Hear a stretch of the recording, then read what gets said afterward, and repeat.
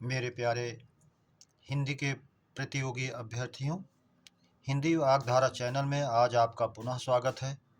इस उम्मीद और अपेक्षा के साथ कि आप अपनी तैयारी में पूरी तरह से लगे होंगे और अपने भविष्य की चिंता करते हुए उसे अपने भविष्य के प्रति तैयारी के लिए आप अपना शत प्रतिशत दे रहे होंगे। आगे बढ़ते हुए हम लोग इन प्रश्नों का जिनका अध्ययन कर रहे हैं, ये सारे प्रश्न कहीं न कहीं किसी न किसी परीक्षा में पूछे गए हैं। इसलिए आप इसको हल्के में ना लें और शुरू से अंत तक इन प्रश्नों पर ज़रूर अपनी निगाह डालें, जो आपके लिए बहुत ही उपयोगी सिद्ध होंगे। और जिन विकल्पों को उत्तर के अलावा है उन पर भी प्रकाश डाला गया, उन पर भी ध्यान दें। कहीं अगली बार उन पर आपसे प्रश्न किया जाए तो जिससे आपकी गलती ना हो सके। आइए आज की श्रृंखला के पहले प्रश्न की शुरुआत हम लोग करते हैं। पहला प्रश्न है हमारा, जिनका उच्चारण स्वतंत्र रूप से होता है वह हैं ए स्वर, बी व्यंजन, सी अनुस्वार, डी विसर्ग। हम जानते हैं जिनका उच्चारण स्वतंत्र रूप से होता है, जिनके उच्चारण में किसी दूसरे की सहायता नहीं होती, वो स्वर होते हैं, इसलिए विकल्प ए हमारा सही हो जाएगा। यहीं साथ में हम ये भी जानते हैं कि व्यंजन, जिनका उच्चारण बिना स्वर की सहायता से शुद्ध रूप से नहीं हो पाता है, वो व्यंजन होते हैं। प्रश्न नंबर 2, किस शब्द में री की मात्रा का प्रयोग हुआ है? ए वृष्टि, बी वर्षा, सी कृपा, डी क्रिया, ई ए प्लस सी। तो इसमें हम देखते हैं वृष्टि में रे की मात्रा का प्रयोग हुआ है, बी वर्षा में इसमें रेफ रा का प्रयोग हुआ है इसलिए नहीं है, सी कृपा इसमें भी रे की मात्रा का प्रयोग हुआ है इसलिए है, डी क्रिया इसमें भी पदेन रा का प्रयोग हुआ है इसलिए इसमें नहीं है, ए और सी में प्रयुक्त हुआ है इसलिए विकल्प ई हमारा ए और सी सही हो जाता है। प्रश्न नंबर 3, री है ए स्वर, बी व्यंजन, सी दोनों, डी कोई नहीं। ये प्रश्न कई बार पूछा गया है। बच्चे कभी कभी कंफ्यूज हो जाते हैं, री स्वर है एक व्यंजन है, जबकि री स्वर होता है, इसलिए हमेशा ध्यान में रखें, इसलिए विकल्प ए सही होगा, स्वर। प्रश्न नंबर 4, हिंदी में जड़ या बीजाक्षर स्वर हैं? ए 4, बी 5, सी 6, डी 11। तो इस मूल स्वर के कई नाम दिए गए हैं, परीक्षाओं में कभी कभी नाम को बदल कर पूछ ले रहा है, इसलिए आप इसे ध्यान में रखें। मूल स्वर इन्हीं को कहते हैं, हर्ष स्वर कहते हैं, वास्तविक स्वर कहते हैं, जड़ स्वर कहते हैं, प्राकृतिक स्वर कहते हैं, बीजाक्षर स्वर कहते हैं। कई नामों से इन्हें इंगित करते हैं परीक्षाओं में, इसलिए आप इनको जानें। और इनकी संख्या 4 होती है, आ ए ओ रे, इसलिए विकल्प ए हमारा सही हो जाएगा, 4। प्रश्न नंबर 5, किसी भी वर्ग का प्रथम द्वितीय तथा तीनों सा खा सा हैं? ए अल्पप्राण, बी महाप्राण, सी घोष, डी अघोष। तो हम जानते हैं किसी भी वर्ग का प्रथम द्वितीय तथा तीनों सा अघोष में आते हैं, इसलिए विकल्प डी हमारा सही हो जाएगा, अघोष। प्रश्न नंबर 6, किस स्वर के उच्चारण में दीर्घ स्वर से भी अधिक समय लगता है? ए ह्रस्व, बी दीर्घ, सी प्लुत, डी कोई नहीं। तो हम जानते हैं ह्रस्व की मात्रा 1 होती है, दीर्घ की मात्रा 2 होती है, प्लुत की मात्रा 3 होती है। आप जानते हैं एक मात्रो भवेद ह्रस्व, एक मात्रा वाला ह्रस्व होता है, द्वि मात्रो दीर्घ उच्यते, 2 मात्रा होती है तो दीर्घ कहा जाता है। त्रिमात्रस्तु प्लुतो गेयो, 3 मात्रा होती है तो प्लुत होता है। व्यंजनम चार्ध मात्रिकम, और व्यंजन को अर्धमात्रिक माना जाता है, इसलिए जो है विकल्प सी, जिसमें 2 मात्रा से भी अधिक यानी ह्रस्व का 3 गुना लगभग समय लगता है, इसलिए विकल्प सी सही हो जाएगा, प्लुत। प्रश्न नंबर 7, हिंदी शब्दकोश में छ का क्रम किस वर्ण के बाद आता है? ए का, बी चा, सी हा, डी क्या। तो हम जानते हैं छ का जो है का के बाद आता है, इसलिए ए विकल्प हमारा सही हो जाएगा। त्रा जो है ता के बाद आता है, स्रा जो है सा के बाद आता है, ज्ञा जो है जा के बाद आता है। ये संयुक्त तो व्यंजनों को जानते रहें किसके बाद कौन आते हैं हिंदी शब्दकोश में। प्रश्न नंबर 8, किस शब्द की वर्तनी शुद्ध है? ए याज्ञवल्क्य, बी सादृश्य, सी हस्ताक्षेप, डी गृहिणी। तो हम जानते हैं गृहिणी, गृह में इनी प्रत्यय लगा है तो गृहिणी बन गया है। रसाभ्याम नोड़ा री के आने से नाकाड़ा हो गया है, इसलिए गृहिणी ये अशुद्ध है। गृहिणी होता तो शुद्ध होता। सी हस्ताक्षेप, ये भी गलत है। इसमें जो है अगर ये हस्तक्षेप होता तो ये भी सही होता। बी सदृश्य, ये भी अशुद्ध है। अगर ये सदृश होता तो शुद्ध होता।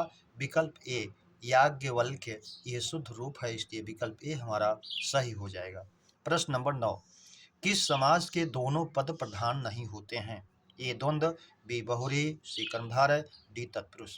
तो जो दोनों पद प्रधान होते हैं वो द्वंद्व होता है, और जिसमें दोनों पद प्रधान नहीं होते हैं तीसरा पद प्रधान होता है, अन्य पद प्रधान होता है, इसलिए वो जो है बहुव्रीहि में जाता है। विकल्प भी हमारा सही हो जाएगा, दोनों पद प्रधान नहीं बल्कि तीसरा पद प्रधान होता है।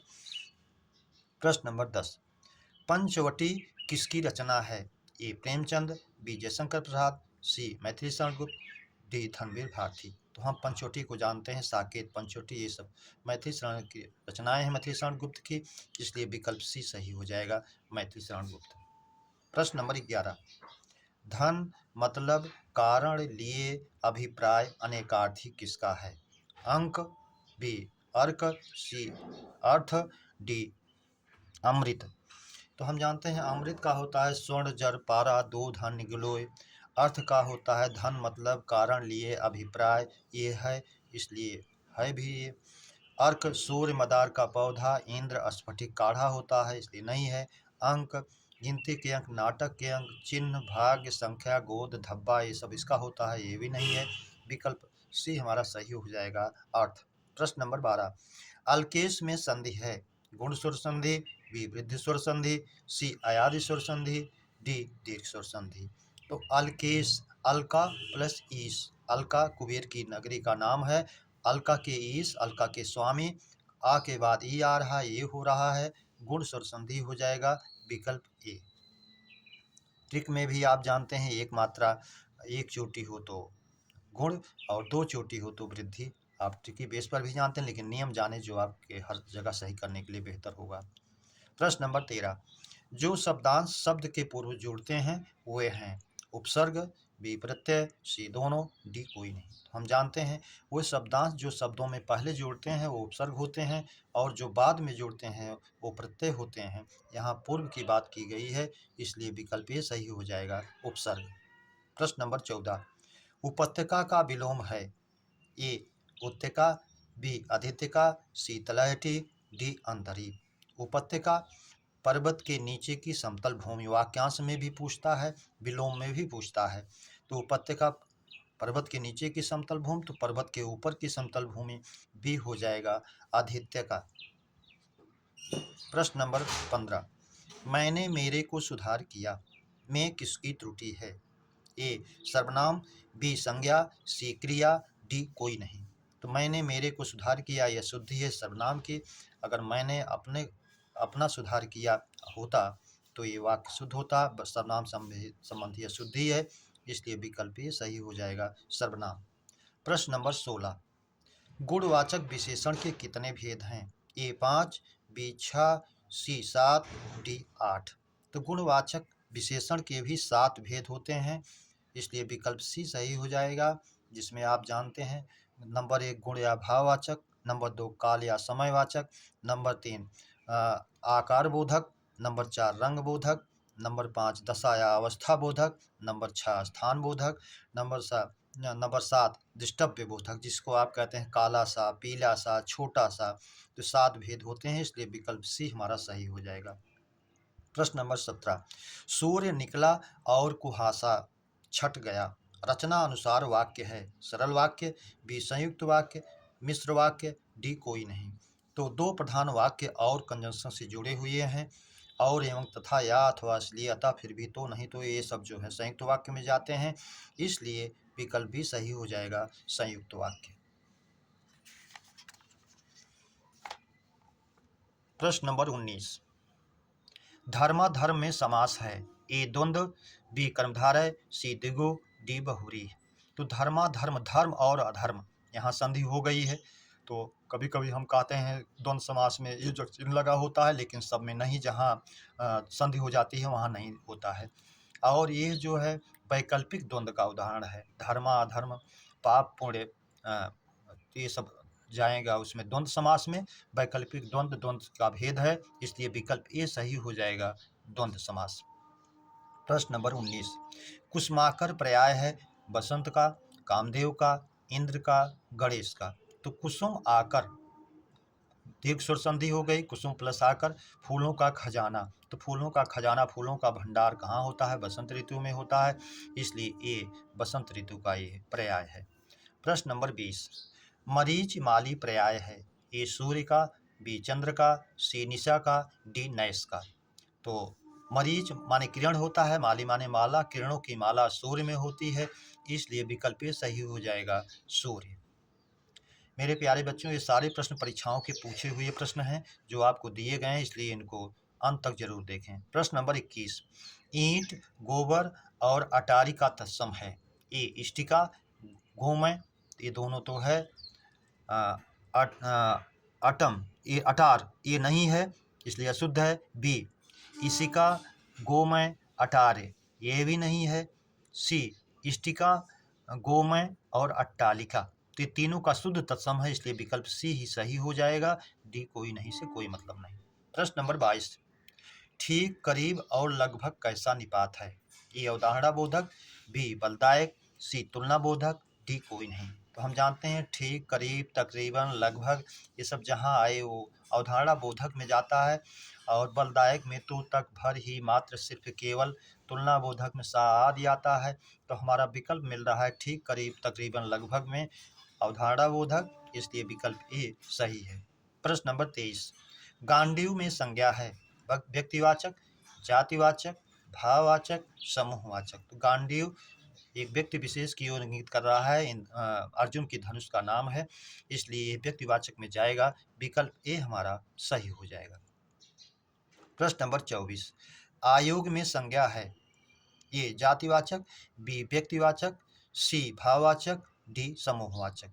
तो आयोग जो है ये ग्रुप है, इसके सदस्य भी होते हैं, ये समूह का द्योतक है, इसलिए जो है ये समूहवाचक में जाएगा, विकल्प डी हमारा सही हो जाएगा।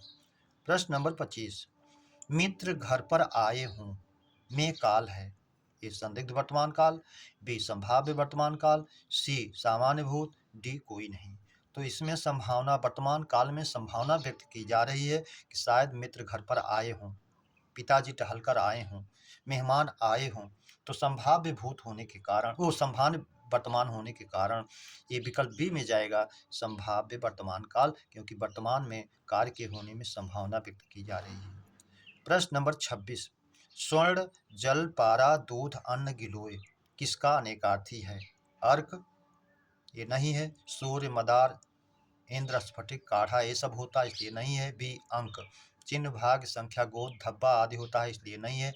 अमृत, स्वर्ण, जल, पारा, दूध, अन्न, गिलोय होता है, इसलिए विकल्प सी है। अर्थ भी नहीं है। धन, मतलब, कारण, ये अभिप्राय होता है, इसलिए ये भी नहीं है। प्रश्न नंबर 27, गीला कैसा विशेषण है? ए गुणवाचक, बी सार्वनामिक, सी जो है संख्यावाचक, डी परिमाणवाचक। तो गीला जो है ये दशा या अवस्था का बोधक है। सूखा, गीला, गाढ़ा, अमीर, गरीब, रोगी, स्वस्थ, पालतू, ये सब जो है जाते हैं गुणवाचक का ही एक भेद है, दशा या अवस्था भेदक, इसलिए सूचक बोधक, इसलिए विकल्प ए में जाएगा, गुणवाचक। प्रश्न नंबर 28, मुझे मीठे व्यंजन अच्छे लगते हैं रेखांकित पद है। ए विशेषण, बी विशेष्य, सी संज्ञा, डी सर्वनाम। मुझे मीठे व्यंजन अच्छे लगते हैं, मीठे व्यंजन, मीठा विशेषण है, व्यंजन विशेष्य है, इसलिए विकल्प बी सही हो जाएगा, विशेष्य। प्रश्न नंबर 29, किसी व्यक्ति या वस्तु को ना अपनाना वाक्यांश का एक शब्द है। तिरस्कार, बी बहिष्कार, सी परिष्कार, डी परोपकार। दूसरों की भलाई करना परोपकार है। शुद्ध एवं परिमार्जित अवस्था वाले को परिष्कार कहते हैं, ये भी नहीं है। जिसको अपनाया ना गया हो, बहिष्कृत किया गया हो, इसलिए बहिष्कार हो जाएगा, विकल्प बी। तिरस्कार से कोई मतलब नहीं, तिरस्कार अपमान। प्रश्न नंबर 30, जिसका मन दूसरी ओर लगा हो वाक्यांश का एक शब्द है। अन्यमनस्क, परमनस्क, सी अन्योमन, डी कोई नहीं। तो जिसका मन दूसरी ओर लगा हो वाक्यांश का एक शब्द होता है अन्यमनस्क, इसलिए विकल्प ए सही हो जाएगा। प्रश्न नंबर 31, इनमें कौन सा शब्द घर का पर्याय है? ए आवास है, बी निकेतन ये भी है, सी निलय ये भी है, इसलिए विकल्प डी सही हो जाएगा सभी। प्रश्न नंबर 32, निम्न में कौन सा तद्भव नहीं है? कचेहरी ये तद्भव है जिसका तत्सम कृतगृह होता है, कमल ये तत्सम है, सी कंगन जिसका तत्सम कंकड़ होता है, डी कछुआ जिसका तत्सम कच्छप होता है। तो तत्सम के रूप में केवल विकल्प बी है जो कमल है, इसलिए विकल्प बी सही हो जाएगा। 33, सेठ का तत्सम है, साहूकार नहीं है, साहू नहीं है, सेठ का श्रेष्ठी होता है, विकल्प सी हमारा सही हो जाएगा। साधु भी नहीं है, साहू का तत्सम साधु होता है। मेरे प्यारे बच्चों, इस श्रृंखला के प्रश्नों की चर्चा पर चर्चा हम लोगों ने विधिवत किया। उम्मीद करता हूँ श्रृंखला के प्रश्न आपको अच्छे लगे होंगे। सब्सक्राइब लाइक शेयर जरूर करेंगे, ये उम्मीद और अपेक्षा आपसे हमेशा करता हूँ। और अगली श्रृंखला के मिलने तक आप लोगों के उज्जवल भविष्य की कामना के साथ धन्यवाद। जय हिंद।